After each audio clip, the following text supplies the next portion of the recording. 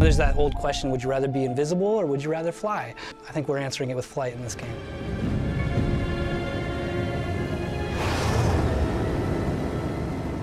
Dark Void was something that kind of organically fell into place. In the beginning, when we were initially talking with Capcom, we had, we had a guy with a grappling hook. He would get in planes, and he would fly around, and he'd jump out, and he'd parachute, and he'd fight big robots. It started out with a really solid foundation, but we found ourselves at one point going, you know what, this just isn't cool enough. There's something missing, something really big. We all went off, we thought about it, and about a week later, Jose came back. He hadn't slept. He's scribbling on the whiteboard, showing me stuff, and he goes, "Here it is. It's vertical combat."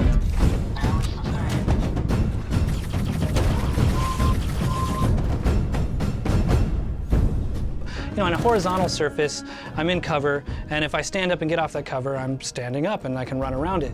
On a vertical surface, when you're moving up and you're fighting, you can't stand up, and in fact, if you try to, you're gonna fall to your death. So no longer are you able just to hunker down completely safe while you reload and the enemies wait for you to come to them. Now you're holding on with one hand, and you're scaling up vertical surfaces, and you're scaling down. You feel like there's a 360-degree combat sphere because you're looking up, down, to the side, behind you, over your shoulder, scanning for targets, so suddenly you feel like you're in the center of just this chaotic mess. Vertical combat started to stretch the whole project into ways that we never anticipated. The rocket pack followed afterwards. We did redesigns of the environment from scratch to support it all. It all fell into place when we got those new ideas.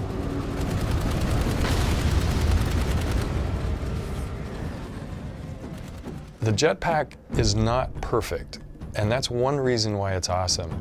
There's almost a sense of being just barely in control with this jetpack. In other words, it feels like you've just strapped a 30-pound rocket to your back, and when you hit the go button, there's that moment of chaos where your arms and legs are flailing and you take off. When I was a kid, I used to be on rope swings a lot, and that was kind of fun. There's always that moment where right after you get off the rope swing, there's that, ooh, you have that moment where your stomach kind of drops out. I think that's a fun feeling, and hopefully we can capture some of that in here. そうですね、やっぱりワクワクする感じっていうか、本当にアドベンチャーの世界に入っていた感じっていうかですね。やっぱり空飛ぶっていうことは、実際には人間はできませんけども、本当に自分が、飛んでですね。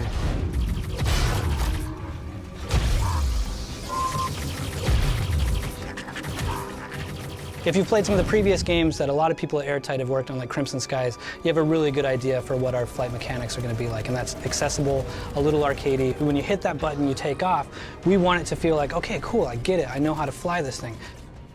This is a game where we want you to just have a blast, either on foot or flying.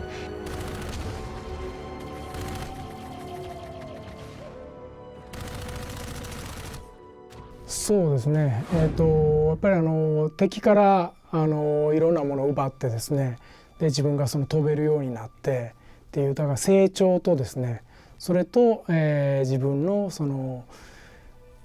なんていうかな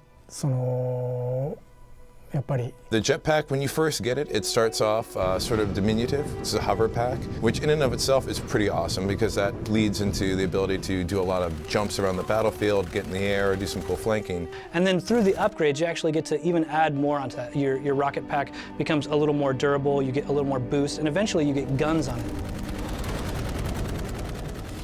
And so what we're trying to do is give the player a number of different experiences instead of just one over and over. You've got your guns, you're hitting cover, you're blind firing. And just start meleeing and taking them out. So you could be on foot sometimes, you could be doing vertical. You're zipping around through all these different canyon areas. Eventually you're jumping onto UFOs, running around the outside of it. You're sort of ducking and weaving from the pilot. Trying to piss off the robotic guy inside, so he opens up his hatch, jumping in there. Expose the pilot, bust him in the head.